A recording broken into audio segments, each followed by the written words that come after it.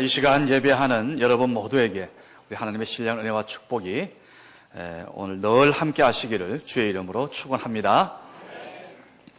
자, 이 사람이 누구일까요? 어린 시절 대장간 일을 아버지로부터 이어받았습니다. 제대로 된 교육 받은 적이 없는데 58권의 책을 저술했습니다. 자, 15살 어린 나이 어머니와 2살 아래 동생을 한 달 간격으로 잃었습니다. 입이 좀 험했습니다. 악담, 욕짓거리, 온갖 나쁜 소리 다 하면서 삶을 비관하며 살았습니다. 예수를 믿기 전까지는 그랬다는 겁니다. 자, 21살에 결혼해서 4명의 자녀를 가졌지만 결혼한 지 10년 만에 아내 세상을 떠났습니다. 그리고 그중 그 아이들 4명 가운데 첫째 아이는 앞을 못 보는 시각장애인이었습니다.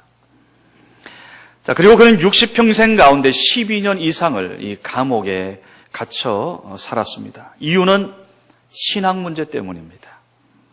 여러분, 이 사람이 누구인지 아마 짐작할 겁니다. 존 버년. 철로 역정을 썼지요. 자, 그가 쓴 많은 책 가운데 이 철로 역정은 성경 다음으로 가장 많이 팔리는 베스트셀러입니다. 자, 절망적이고 비관적인 상황을 뛰어넘어서 예수를 믿고 전했던 그가 마지막 남긴 유언은 이것입니다. 하나님의 자녀답게 사십시오. 하나님의 자녀답게 사십시오. 그러면 이 다음 하나님 아버지의 얼굴을 평안하게 뵐 수 있을 것입니다. 여러분, 그렇지요. 우리가 하나님의 자녀답게 살면 이 다음의 삶뿐만 아니고 지금 현재적 삶도 평안해진다는 거예요. 죽어서 가는 천국뿐 아닙니다. 살아서 하나님의 그 은혜를 누리게 된다는 거예요. 고난에 눌리지 않고 환경에 끌려다니지도 않고 그것을 뛰어넘는 삶을 이야기하는 겁니다.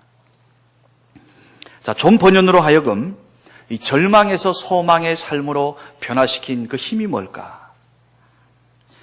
고통 가운데서도 참고 인내하며 결국 회복되어서 평안을 누리게 했던 그 요인이 뭘까? 절망을 툴툴 털고 다시 시작하게 할 수 있는 그 힘은 과연 무엇이었을까? 여러분 새로운 삶을 원하는 분이 있지요. 내 인생을 좀 새롭게 하고 싶다는 그런 꿈이 있는 분이 있을 겁니다. 어쩌면 또 이유를 알 수 없는 고통 가운데서도 또 절망은 하지 않겠다, 낙심하지 않고 정말 새로운 용기를 내어서 살아가기 원합니다 라는 그런 소망의 노래를 부르기 원하십니까? 그렇다면 오늘 이 본문에 나오는 요셉을 한번 주목하면서 함께 볼 수 있기를 바랍니다. 자, 오늘 본문의 배경은 감옥입니다. 자, 근데 감옥에 투옥된 이유가 기가 막혀요. 죄명이 강간미수범이에요. 그것도 주인 마님 강간미수범. 주인의 아내로부터 억울한 누명을 덮었었습니다.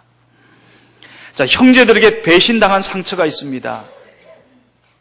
채색 옷 입었던 그가 멀리 타국에 와서 종노릇 해야 했습니다.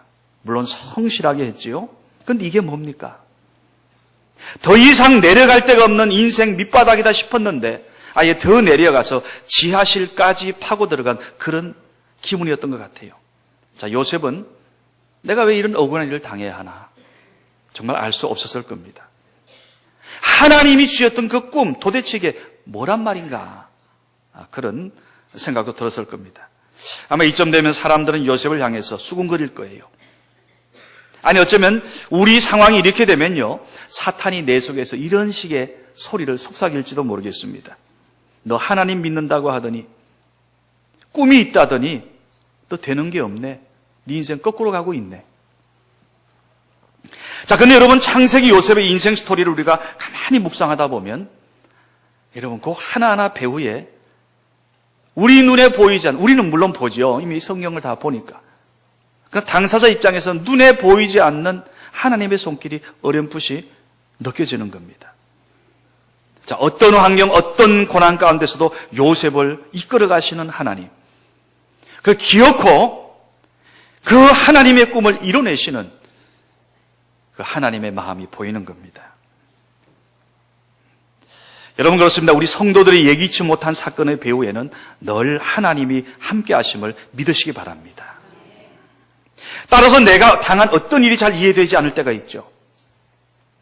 왜 가정생활이 이렇게 괴로울까? 직장생활이 왜 이렇게 힘들어졌을까? 내 사업이 왜 이렇게 안 되고 하는 일마다 이렇게 자꾸 꼬일까? 우리는 이럴 때 이런 생각들을 해요. 내가 백이 없어서 그러나, 혹은 내가 가방끈이 짧아서 그런가, 내가 경험이 부족해서 그런가, 아니면 내가 누구하고 화해하지 못해서, 이런 많은 5만 가지 이유를 아마 생각하게 될 겁니다. 근데 만약 여러분, 근데 문제가 해답이 정확히 보이지 않다면 당연히 여러분 이제 여기까지 나가야 됩니다. 물론 우리가 노력하지요? 문제 해결을 위해서. 근데 아무리 몸부림치고 안 될 때, 그럼 이게 도대체 어디서 오는가? 어떻게 해결해야 되는가? 그 해답은 하나밖에 없습니다. 정말로 여러분이 우리가 하나님을 믿는 자라면 성경 말씀에 비추어서 해석해야 된다고 믿습니다. 그래야 우리가 그러면서 하나님 앞에 서고요, 하나님 말씀으로 풀어나갈 때 거기에 우리의 믿음의 진보도 보이고요, 다른 사람에게 자신 있게 말할 수 있는 간정이 터져 나오는 겁니다. 여러분 기억하세요. 마치 요셉처럼 억울한 오해받고 어려움 겪을 때가 우리가 있지요. 오늘 어쩌면 요셉처럼 이런 상황들, 이것은 무슨 수모와 망신을 당하여 버림받게 하려는 게 아닌 걸 우리가 이제 보게 됩니다. 오히려 나를 연단시켜서 나를 하나님의 사람으로, 믿음의 사람으로, 하나님의 사람으로 온전히 세우고 축복하시기를 원하는 겁니다. 자, 그러면 하나님이 우리 인생을 향한 꿈을 어떻게 이뤄가시나? 첫 번째, 이 만남이라는 기회를 통해서 역사합니다. 즉, 만남이라는 기회를 주신다는 거예요. 보세요. 술 맡은 관원자, 그 애굽왕 바로의 떡을 맡은 관원자, 두 사람이 요셉이 갇힌 이 감옥에 들어왔어요. 자, 우리나라에도 예전에 이 사극들을 보게 되면 왕이 먹는 수라상, 자, 미리 감별해서 여기에 독이 들었는지 안 들었는지 그것을 알아보는 직책들이 있더라고요. 그런데 당시 이 애굽의 경우에 오늘 이 사람들의 위치는 우리나라 사극에 나오는 그 정도한 비교가 안 됩니다. 이 사람들은 그 당시 세계 최강 그 애굽 왕 바로의 생명을 지키는 사람들이기 때문에 왕이 가장 신이 많은 사람, 소위 말하는 실세들을 그 직책에 앉히는 겁니다. 임명하는 거예요. 자, 근데 이렇게 중요한 일을 맡은 이 두 사람이 어떻게 된 일인지 오늘 성경을 보니까 범죄했다 그러고요. 나중에 뒤에 가게 되면 노용을 샀다는 표현이 나옵니다. 하여튼 이 감옥으로 들어왔습니다. 자, 요셉과 이 두 관원장의 만남 여러분 어떻게 생각합니까? 우리 크리스찬 가수 가운데 노아무개 씨가 여러분이 잘 18번 부르는 그 만남이란 노래를 불렀지요. 우리 만남은 뭐가 아니야? 이분들 다 그분들입니다. 우연이 아니고 뒤에 보니 가사가 거기에 있어요. 나의 운명이었어. 운명이었어. 그럼 그렇지요. 감옥에서 이 두 사람과의 만남은 우연이 아니라 운명이었고, 이 운명은 하나님의 계획 속에 이루어진 겁니다. 여러분, 우리 하나님은 만남을 통해 기회를 주시는 분임을 믿으시기 바랍니다. 우리 인생에는 여러 가지 만남이 있습니다. 누가복음 10장에 보게 되면 그 사건이, 그러한 내용이 압축되어 있어요. 어떤 사람이 예루살렘에서 여리고로 내려가다가 미스터 강도를 만났어요. 가진 거 다 뺏기고 얻어맞고요, 거의 죽음 직전까지 갔습니다. 자, 쓰러진 그 사람 옆으로 제사장이 보고 놀래가지고 피하여 지나갔어요. 레위인 똑같이 보고 깜짝 놀라서 도망갔어요. 그런데 어떤 사마리아 사람은 그를 보고요, 이방인인, 어떻게 보면 서로 담쌓고 지내는 그 사마리아 사람이 이 사람을 나귀에 태워서요, 정성껏 치료하여 주었습니다. 예수님 말씀 뜻이 뭘까요? 우리가 살면서 이렇게 세 종류의 사람들을 만날 수 있다는 겁니다. 첫 번째 타입, 만나서는 안 되는 사람, 미스터 강도. 두 번째 타입은 만나나 마나한 사람, 소위 제사장 레위인 그룹의 사람들입니다. 세 번째, 꼭 만나야 할 사람이 있습니다. 바로 사마리아 사람, 선한 사마리아 사람. 이런 만날수록 손해가 되는 사람이 있지요. 뒤통수 치고 앞 얘기와 뒷 얘기가 다르고 믿어서 얘기했는데 뒤에 가서 딴소리 해대고 이런 사람들이 있어요.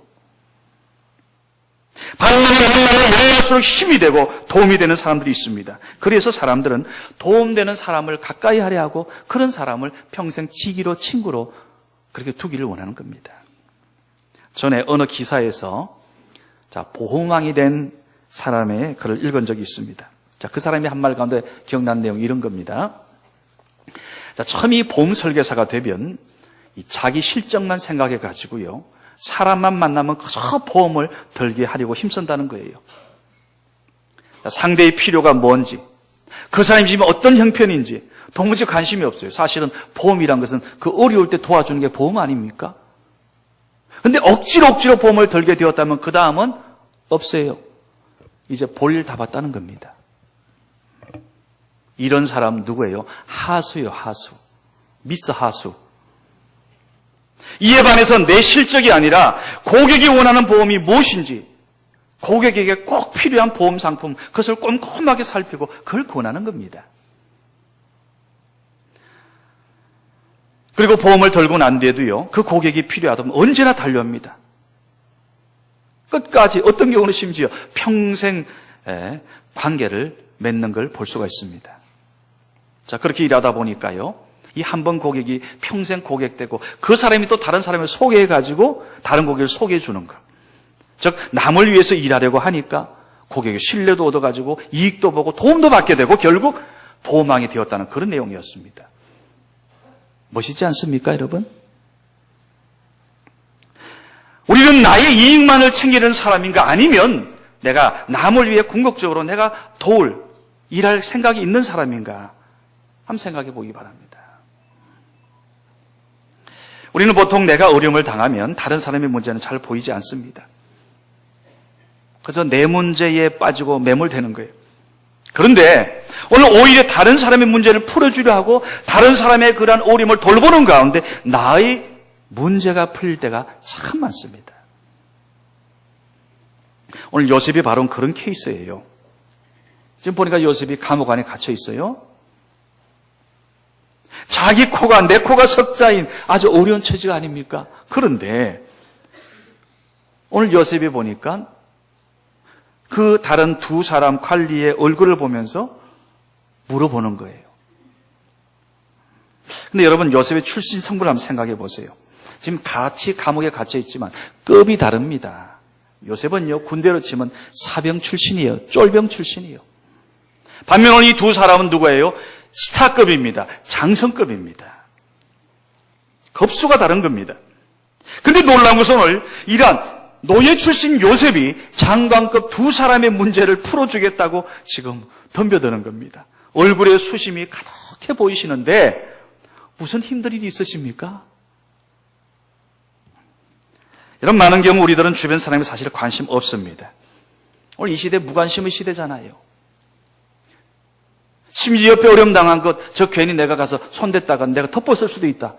이런 생각들 해가지고 사실 피하지 않습니까? 레위인처럼, 제사장처럼. 그리고 사실 다들 힘들어하고 어려워합니다. 그러다 보니까 그저 자기 생각들 뿐이지요. 근데 오늘 요셉을 보세요. 오늘 감옥에 갇힌 그 두 신하의 근심을 풀어주려 한 이 일은 결국 자신의 문제도 해결되는 계기가 돼요. 통로가 되었어요. 여러분, 이처럼 남을 도와주니까 내 문제도 풀리더라는 겁니다. 여러분, 한번 여쭤봅니다. 여러분, 오늘 자주 꿈을 꾸시나요? 우리들 가운데 아마 오늘도 주무시다가 늦잠 주무시다가 꿈꾸고 지금 오신 분들이 있을 겁니다. 우리는 꿈을 자주 꾸는 분도 있고 또 때로는 또 특별히 의미가 있는 꿈을 꾸는 적도 있죠. 그런데 대부분 사실 별 의미가 없는 꿈. 저희 집에 있는 저희가 키우는 강아지도 꿈을 꿉디다. 이름하여 개꿈이에요. 근데 예전에 우리 어른들이 꿈꾸고 나서 꿈이 좀 이렇게 사나우면 잠자리가 사나웠다 그런 얘기들 하지요. 바로 오늘 이 두 사람의 꿈자리가 정말 사나웠던 것 같아요. 얼마나 그 심했으면 얼굴에, 요셉이 보는데 한눈에 얼굴에 근심이 가득해 보이는 거예요. 그래서 요셉이 아니 무슨 일로 그렇게 수심이 가득합니까? 물어봤더니 우리가 꿈을 꾸었으나 이거 해석할 자 없을 거다. 이러는 겁니다. 그런데 그때 요셉이 그들에게, 두 사람에게 한 말이 이겁니다. 해석은, 당신이 꾼 꿈들의 그 해석은 하나님께 있지 않습니까? 여러분, 어떻게 해석하느냐, 이게 중요해요. 우리가 여행할 때 다들 여행은 해외로 나가고 싶어들 하지요. 우리가 이렇게 어렵게 살 때 각광받는 해외 휴가지에 관한 이런 말이 있습니다. 우리가 잘 아는 대로 방콕 갔다 왔다 그러죠. 그 말은 사실은 방에 콕 들어박혀서 쉬었다는 얘기예요. 자, 그렇다면 방에서 굴러다니는 것을 무엇이라고 할까? 방글라데시. 그리고 아파트 이 건물 사이 그늘 찾아서 판때기 깔아놓고 쉬는 것을 사이판이라 그럽니다. 사이판. 그리고 동네에 남아 있으면서 이 동네 친구들하고 어울려 노는 것을 동남아 여행했다 그래요. 정말 해석이 중요한 것 같아요. 여러분, 우리가 어떤 일을 겪을 때 꼭 나만 이 어려움 겪는 것 같고, 내가 왜 이런 일을 겪어야 되나, 내가 왜 이렇게 아파해야 되나 라고 이런 질문에 대해서 오늘 여러분 어떻게 해석할 겁니까? 오늘 요셉은 이런 식의 신앙으로 해석하고 고백하고 있습니다. 해석은 하나님께 있지 않습니까? 내 인생의 모든 질문에 대해서 완전하게 해답 주시는 분, 해석하는 분은 하나님인 줄로 믿습니다. 이게 요셉의 늘 생각이었어요. 하나님께서 내 인생을 해석하시고 하나님이 내 꿈을 해석해 주시고 내 인생의 모든 것 하나님께 달려있다는 믿음이지요. 여러분, 이 세상의 모든 것은 예수 그리스도를 중심으로 해서 움직입니다. 그래서 여러분, 역사를 좀 제대로 공부한 사람은 역사 벌써 딱 중심이 보이지 않습니까? BC와 AD, Before Christ, 예수 이전과 예수 그 시대, AD 딱 보이잖아요. 즉 인류 역사는 그리스도 오시기 전과 오신 후로 나뉘는 겁니다. 그리고 하나님께서는 인류를 구원하기 위해서 역사를 움직이세요. 자, 오늘 여기 본문에서 이 두 관원장, 하나님의 그 역사를 위해 쓰임받았어요. 감옥에 들어오는 이들은 누구 때문에, 왜 여기 들어왔냐, 우리가 왜 여기 들어와야 됐냐, 아마 억울했을 거예요. 근데 결과적으로 보니까 누구를 위해서? 요셉을 위해, 요셉을, 하나님의 꿈을 꾸는 요셉을 구하기 위해서 쓰임받은 거예요. 그리고 요셉은 어떻습니까? 그렇다면 요셉 역시 하나님의 역사에 쓰임받기 위해 지금 움직이고 있어요. 가까이는 자기 아버지와 형제들을 구하기 위해서 지금 움직이고 있죠. 가족 구원을 위해서. 좀 더 나가면 애굽의 그 백성들을 그 어려움 흉년에서 뛰어넘도록 살리기 위해서 지금 하나님께 쓰임받기 위해서 지금 움직이고 있습니다. 더 나아가서는 어디까지? 이 땅에 오실 메시아 예수 그리스도의 가장 완전한 그림자 중에 한 사람이 바로 요셉이라 그러지 않습니까? 여러분, 우리의 생애도, 우리의 인생이 정말 하나님의 역사를 위해 쓰임받으면 얼마나 좋을까, 얼마나 아름다울까. 내 인생이 쓰임받고, 내 물질이 하나님 위해 쓰임받고, 내 시간이 쓰임을 받고, 내 인생이 하나님 위해 쓰임받을 수 있다면 얼마나 여러분 아름답고 후회 없는 인생이겠어요. 지난주 우리 교회 관계된 두 분 장례 예식 가서 위로 예배도 드리고요. 또 직접 그 3일에 걸친 그 모든 장례 예배를 제가 직접 주관했습니다. 그런데 이 두 분의 공통점이 있어요. 하나님을 위해 쓰임받은 아름다운 인생이었습니다. 하나님이 어떤 또 복을 주셨는가 하면, 우리가 성경 요한계시록 14장에 보게 되면 주 안에서 죽는 자들은 복이 있다 그러죠. 지금 이후로 주 안에서 죽는 자들은 복이 있다. 이 두 분이 우리가 그런 복을 누렸어요. 여러분 지금 그토록 간절히 원하는 게 뭡니까? 장수죠? 이 땅에서 오래 살고 싶죠? 이 두 분이 93년을 살았어요. 93년을. 똑같아요, 두 분. 한 분은 부친이시고 한 분은 모친이시고. 그리고 또 놀라운 어떤 복을 누리는가 하면 그 자녀들이 전부 다 예수를 잘 믿습니다. 할렐루야. 복 중에 복이지요. 교회에서도 그렇게 아름답게 쓰임받았고요. 그저 금요일 저녁에 제가 한 성도님으로 인해서 제가 마음이 정말 따뜻해졌습니다.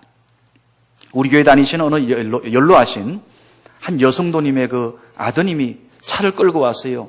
그 짐을 내리더라고요. 그러면서 그분 하시는 말씀, 이거 목도리인데,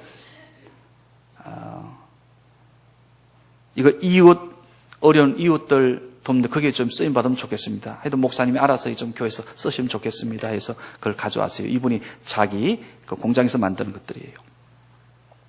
여러분, 추운 연말이잖아요. 이웃과 함께 좀 따뜻한 겨울을 보내기 위해서 여러분들의 마음을 모려합니다. 오늘 여러분들이 어려운 이웃을 돕는다는 그 마음으로 오늘 우리가 하나님 앞에 5,000원씩 내어놓는다 생각합시다. 그것을 여러분이 사가지고 여러분이 여기에 할 생각하지 마세요. 그거는 아닙니다. 여러분, 그것은 백화점 가서 사셔가지고 목에 두르시고요. 이건 그야말로 우리가 그분 마음 그대로 우리가 한번 활용하는 겁니다. 그래서 그것을 10,000원 내서 어떤 분은 하나를 가져가는 분도 있어요. 아니, 그렇게 하든 여러분 편한 대로 하세요. 하여튼 5,000원 우리가 서로 모아가지고요. 그 목도리는 여러분 주변에서 가장 춥게 겨울을 보낼 것 같은 그분에게 그냥 크리스마스 선물로 드리세요.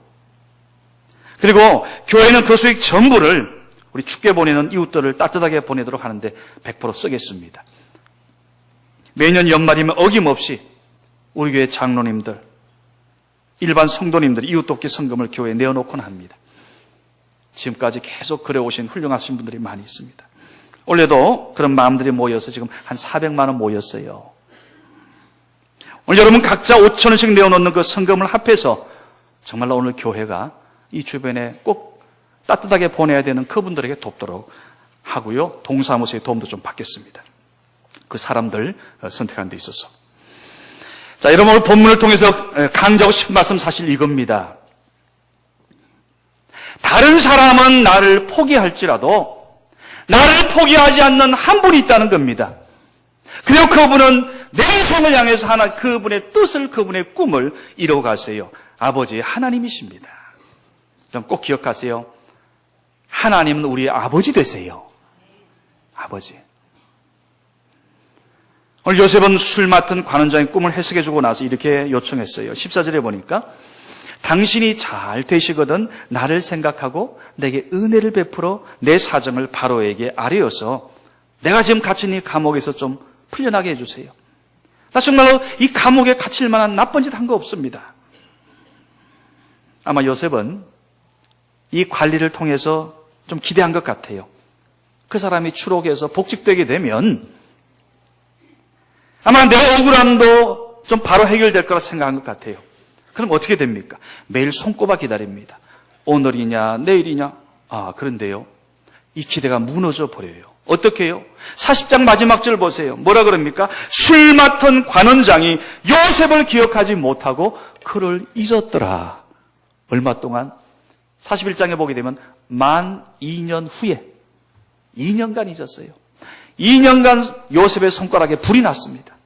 세워도 소식이 없는 거예요. 잘 되어 나간 그 관리가 복직되었는데 함흥차사예요. 그러니까 여러분 함흥차사가 우리나라에 있는 게 아니고 성경에 벌써 나와 있어요. 다들 화장실에 갈 때하고 나올 때 다 다르잖아요. 자, 2년 동안 요셉을 잊고 지냈어요. 이런 우리가 어떤 사람에 대해서 기대할 때 한 달도 사실 길지요. 저도 그저께 전화를 받았어요. 어떤 분한테.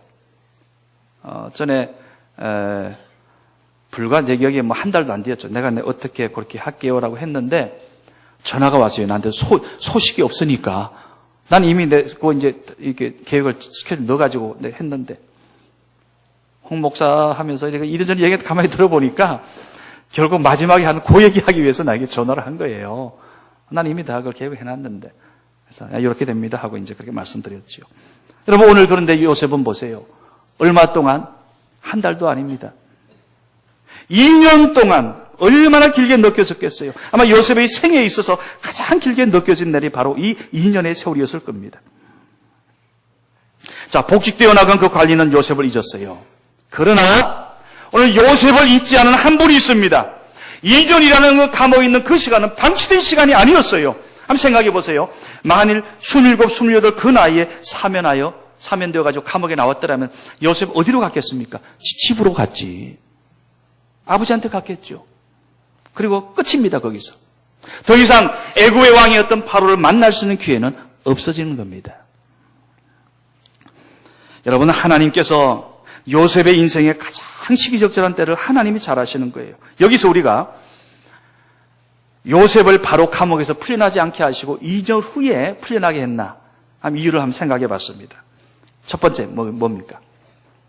요셉, 너가 여기서 감옥에서 나오는 것은 그 술 맡은 관리 사람의 힘에 의해서 나오는 게 아니라, 바로의 힘에 의해서 나오는 게 아니라 하나님의 힘과 하나님의 능력, 하나님의 은혜로 네가 석방되었다는 것을 하나님께서 깨우쳐 주시기 위함인 줄 믿습니다. 한번 생각해 보세요. 만일 술 맡은 관원증이 풀려나자마자 요셉 석방을 위해서 노력하고 힘쓰고 애써 그것 때문에 풀려났다면 아마 요셉이 뭐라고 생각했겠어요? 그 관리 때문에 자기가 나왔다고 생각하지 않겠습니까? 그러나 오늘 술 맡은 관원장 요셉의 일을 잊어버렸어요. 왜 그럴까요? 요셉의 구원은, 요셉의 그 인생의 구원은 전적으로 하나님의 손에만 달려있도록 하시기 위함인 겁니다. 오늘날 우리를 돌아봅시다. 여러분, 간절히 원하는 기도 제목들이 있지요. 근데 때로 내가 그토록 소원하고 기도하는데 좀 당장 빨리빨리 원하는 일을 허락하지 않을 수도 있어요. 이유는 뭘까요? 너 아직 네 마음속에 사람 의지하는 게 보인다는 겁니다. 너 그거 완전히 거기서 끝낼 때 하나님께서 내 방법으로 너를 구해주고 구원해주고 해결해주고 풀어주겠다는 겁니다. 오직 하나님만 의지하게 하려는 데 있음을 믿으시기 바랍니다. 또 다른 하나, 오늘 요셉이 애굽의 총리가 될 수 있는 나이를 채우기 위해서 2년이라는 세월이 걸렸어요. 우리가 아는 대로 창세기 41장, 이제 다음 장입니다. 다음 주에 말씀드리지요. 그 41장 46절에 보게 되면 요셉이 애굽왕 바로 앞에 설 때에 그때의 나이가 몇 살이라 그래요? 30세라 그럽니다. 30살. 이 30이라는 숫자가 참 의미가 있어요. 우리도 보통 예를 들어 군대 갈 수 있는 나이 제한하잖아요. 공무원 될 수 있는 그 나이, 그 스타트도 아마 제한이 할 거예요. 뭔가 몇 살 이후부터. 바로 30세란 것은 한 나라의 리더자가 되기 위한 공식적인 나이가 30살입니다. 예를 들어서 민수기 4장 3절에 보게 되면 이런 말씀이 있어요. 곧 30세 이상으로 50세까지 회막의 일을 하기 위하여 그 역사에 참가할 만한 모든 자를 계수하라 세마라. 무슨 얘기입니까? 구약시대의 성전에서 하나님의 일을 봉사하기 위해서는 몇 세부터 30살이 되어야 가능했다는 거예요. 다윗도 왕위에 등극할 때 보니까 그의 나이 30세였다 그러네요. 예수님이 공생을 시작할 때도 보세요. 30년 동안은 가족과 함께 있다가 30이 되어서 비로소 당시 관례를 따라서 공생의 복음을 전하시고 3년 동안 복음을 전하시고 나중에 부활 승천하지 않았습니까? 바로 애굽에도 아마 이런 관례가 있었던 것 같아요. 즉 요셉이 총리가 되기 위해서는 최소한 몇 살이 돼야 된다? 30살이 돼야 되는 겁니다. 그래서 요셉을 2년 더 감옥에 묶어둔 거예요. 그리고 관원장으로 하여 그 머리 좋은 관원장으로 하여금은 여기 건망증을 딱 줘가지고요, 요것 잊게 했어요. 그러면 하나님의 섭리가 정말로 기묘하지 않습니까? 오늘 우리의 인생의 앞길을 한번 생각해 보십시오. 때로 여러분 마치 요셉 그 앞길을 막았던 형들처럼 여러분의 인생을 그토록 힘들게 하는, 내가 가장 가까운 사람인데 나를 그토록 괴롭게 하고 힘들게 하는 사람이 분명히 있을 수 있어요. 오늘 요셉의 형들이 그러했잖아요.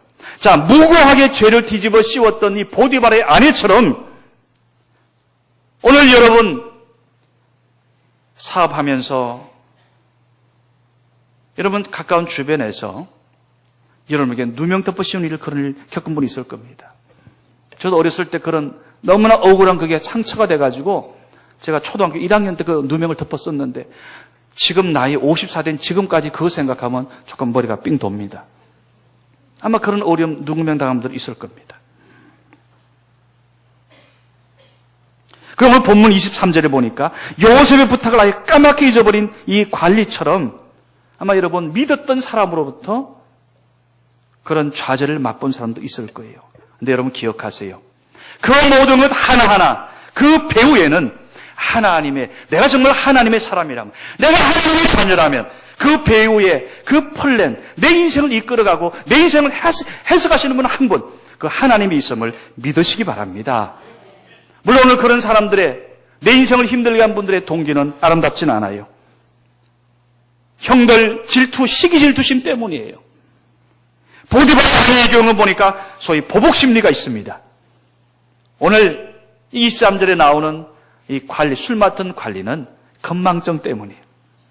물론 그 동기 모든 것 하나하나 이해되지 않지만 중요한 것은 오늘 하나님은 하나님의 타이밍이 될 때까지 내 인생을 하나님께서 가장 적절한 그때 세울 그때까지 오늘 하나님께서 내 주변의 모든 사람들을 사용하셔서 하나님의 내 인생을 향한 하나님의 그 계획을 이끌어 가심을 굳게 믿으시기를 주의 이름으로 축원합니다.